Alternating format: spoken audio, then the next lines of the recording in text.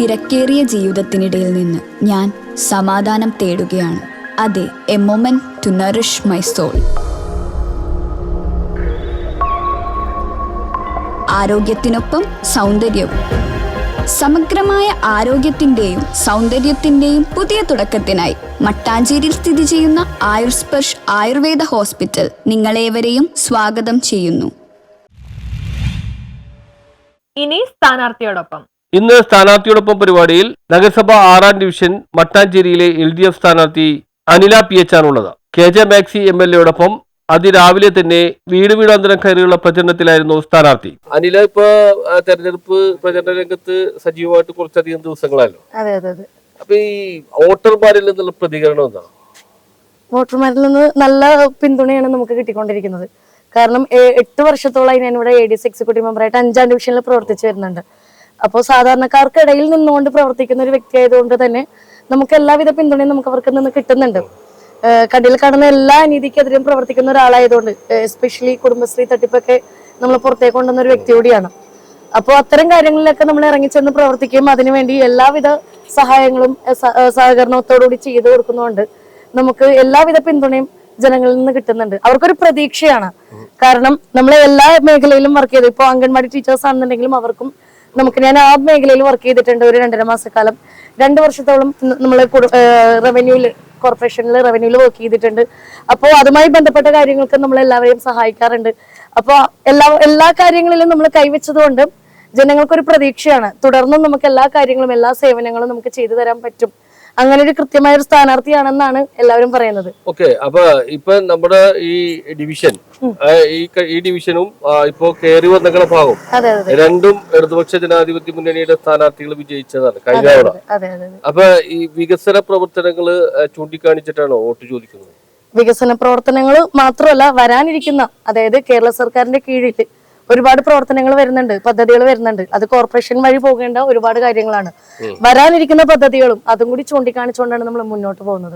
വോട്ടർമാരിൽ നിന്ന് പിന്നെ പോസിറ്റീവ് അല്ലാത്ത വല്ല വർത്തമാനം കേൾക്കാറുണ്ടോ? തീർച്ചയായിട്ടും, ഒബ്വിയസ്ലി അത് ഉണ്ടാവുമല്ലോ.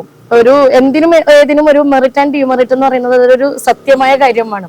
അപ്പൊ അതിന്റെ യാഥാർത്ഥ്യം നമ്മൾ മനസ്സിലാക്കി കൊടുത്തുകൊണ്ട് തന്നെ, അതായത് അവരുടെ ജനങ്ങളിൽ പടർന്നിരിക്കുന്ന ഒരു തെറ്റിദ്ധാരണ ഉണ്ട്, ചില തെറ്റിദ്ധാരണ മിഥ്യാധാരണകളുണ്ട് പല ഭാഗത്തും. അതെല്ലാം തിരുത്തിക്കൊണ്ട് തന്നെയാണ് നമ്മൾ മുന്നോട്ട് പോകുന്നത്.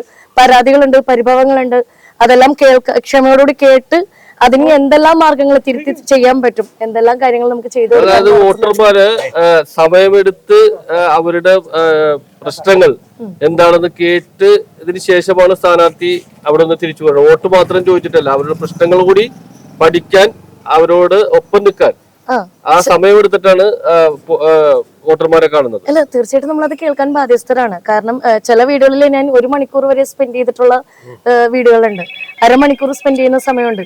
ശരിക്കും അത് നമ്മൾ ഓരോ വീടുകളിലും കയറി ഇറങ്ങുന്ന സമയമാണ് പോകുന്നതെങ്കിൽ പോലും അവരുടെ കാര്യങ്ങൾ നമ്മൾ കേട്ടുകൊണ്ട് തന്നെ ആ 1 മണിക്കൂറാണെങ്കിലും അരമണിക്കൂറാണെങ്കിലും നമ്മളത് കേട്ട് മനസ്സിലാക്കി അതിന് ശേഷം നമ്മൾ അവർക്ക് കാര്യങ്ങൾ പറഞ്ഞു കൊടുത്ത് തിരിച്ച് ബ്ലെസ്സിങ് വാങ്ങിച്ചിട്ട് തന്നെയാണ് നമ്മൾ അവിടെ നിന്ന് ഇറങ്ങുന്നത്. 2ാം റൗണ്ടിലേക്ക് കടന്നല്ലോ. ഇന്നിപ്പോ MLA കൂടെ ഉണ്ടായിരുന്നു. അപ്പൊ MLA ഒരു സാന്നിധ്യം അത് കൂടുതൽ പ്രചോദനം നൽകുന്നുണ്ട്. കൂടുതൽ പ്രചോദനമായി കൂടുതൽ ഊർജവും പ്രചോദനമൊക്കെ കൂടിയിട്ടേ ഉള്ളൂ. സംസ്ഥാന സർക്കാരിന്റെ വികസന പ്രവർത്തനങ്ങള് വോട്ടർമാർക്കിടയിൽ ചൂണ്ടിക്കാണിക്കാറുണ്ട് സ്ഥാനാർത്ഥി എന്ന നിലയിൽ? തീർച്ചയായിട്ടും, അത് നമ്മൾ തീർച്ചയായിട്ടും ചെയ്യണമല്ലോ. അത് നമ്മൾ തന്നെയാണ് അത് ചെയ്യേണ്ട വ്യക്തികളാണ് നമ്മള്. അപ്പോ ഇപ്പൊ പെൻഷൻ ആണെന്നുണ്ടെങ്കിലും പെൻഷൻ വർദ്ധിപ്പിച്ചിട്ടുണ്ട്. അതുപോലെ സ്ത്രീ സുരക്ഷാ പദ്ധതി വരാൻ പോകുന്നു. അതെല്ലാം മുന്നിൽ കാണിച്ചുകൊണ്ട് തന്നെയാണ് ഒരുപാട് വികസന പദ്ധതികൾ കേരള സർക്കാരിന്റെ കീഴിൽ വരുന്നുണ്ട്. കോർപ്പറേഷൻ വഴി നമ്മളത് വിഭാവനം ചെയ്യേണ്ട കാര്യങ്ങളാണ്. അതെല്ലാം ഊന്നി പറഞ്ഞുകൊണ്ട് തന്നെയാണ് നമ്മൾ വോട്ട് അഭ്യർത്ഥിക്കുന്നത്. ഞങ്ങൾ ചെല്ലുമ്പോൾ KJ മാക്സി MLA ഭവന സന്ദർശനം നടത്തുന്ന തിരക്കിലായിരുന്നു സ്ഥാനാർത്ഥി. ഡിവിഷനിൽ എന്നും ജനങ്ങളോടൊപ്പം ഉണ്ടാകുമെന്നും സ്ത്രീകൾക്ക് മുൻതൂക്കം നൽകുന്ന പദ്ധതികൾ ആവിഷ്കരിക്കുമെന്നാണ് സ്ഥാനാർത്ഥി അനില PH വ്യക്തമാക്കിയത്. ഡിവിഷൻ ഇടതുപക്ഷത്തോടൊപ്പം തന്നെ നിലനിർത്തുന്നതിന് വേണ്ടിയുള്ള പരിശ്രമമാണ് നടക്കുന്നതെന്നും അത് സാധിക്കുമെന്നും സ്ഥാനാർത്ഥി ആത്മവിശ്വാസം പ്രകടിപ്പിച്ചു. ഇടതുപക്ഷ ജനാധിപത്യ മുന്നണി പ്രവർത്തകരും വലിയ ആവേശത്തിലാണ്. അനില PHന്റെ വാക്കുകളിലേക്ക്. വോട്ടർമാർക്കിടയിൽ സ്ഥാനാർത്ഥി എന്ന നിലയിൽ ഒരു ആദ്യമായിട്ടാണല്ലോ സ്ഥാനാർത്ഥി എന്ന നിലയിൽ ഈ ജനങ്ങളെ സമീപിക്കുന്നത്, വോട്ടർമാരെ സമീപിക്കുന്നത്. അപ്പോ ഒരു അനുഭവം എന്താണ്? വളരെയധികം സന്തോഷം. സന്തോഷമല്ല, അതിലുപരി ആത്മാഭിമാനം എന്ന് പറയുന്ന ഒരു സംഭവം കൂടിയുണ്ട്.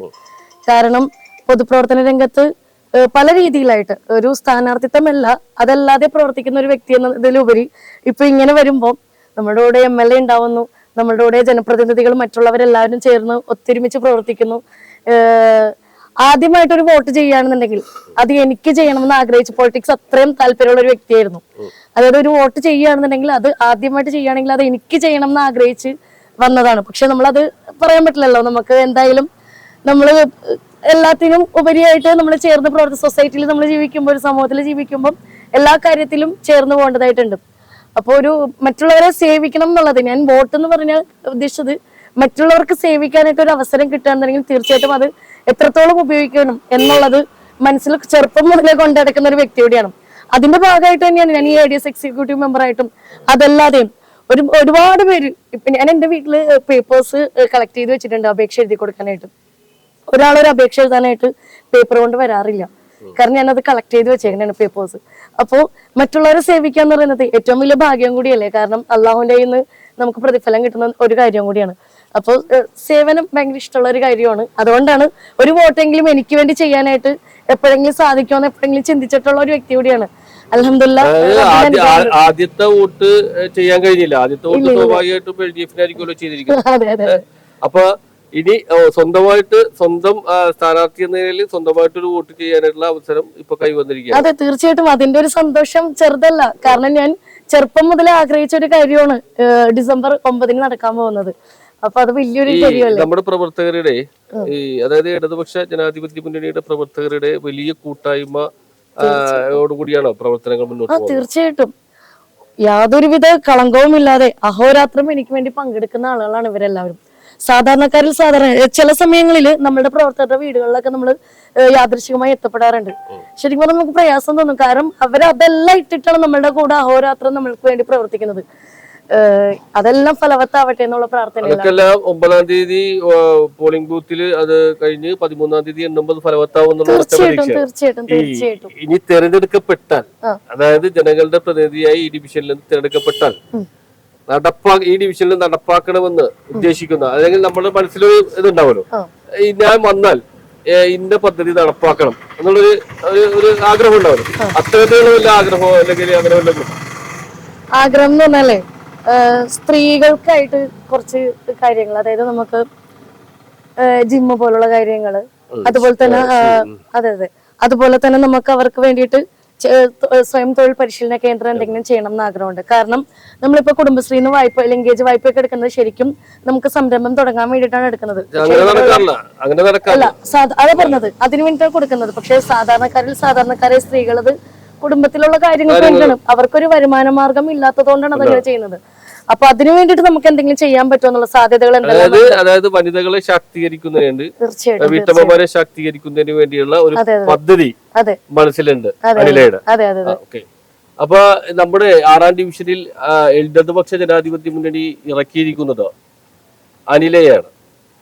ഈ ഡിവിഷൻ നിലനിർത്തുക എന്നുള്ളതാണ് അനിലയെ ഏൽപ്പിച്ചിരിക്കുന്ന ദൗത്യം.